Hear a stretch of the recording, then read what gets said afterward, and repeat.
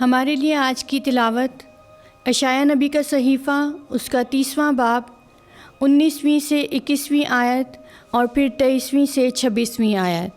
क्योंकि ऐ सहून की कौम जो यरूशलेम में बसेगी तो बादअज़ीं नहीं रोएगी, बल्कि वो तेरे चिल्लाने की आवाज़ पर तुझ पर रहम करेगा। जिस वक्त वो सुनेगा वो तुझे जवाब देगा, और खुदावंद तुझे तंगी में रोटी और दुश्वारी में पानी देगा। पर तेरा मुअल्लम हमेशा के लिए छुपा ना रहेगा, बल्कि तेरी आँखें तेरे मुअल्लम को देखेंगी और तेरे कान तेरे पीछे से बोलने वाले का ये कलमा सुनेंगी कि राह यही है, तुम इस पर चलो, जब तुम दाहिने और जब तुम बाएं मुड़ना चाहो। और वो तेरे बीज पर जो तू ज़मीन में बोए मी बरसाएगा, और ज़मीन के गले की रोटी पुरमगज़ और मोटी होगी।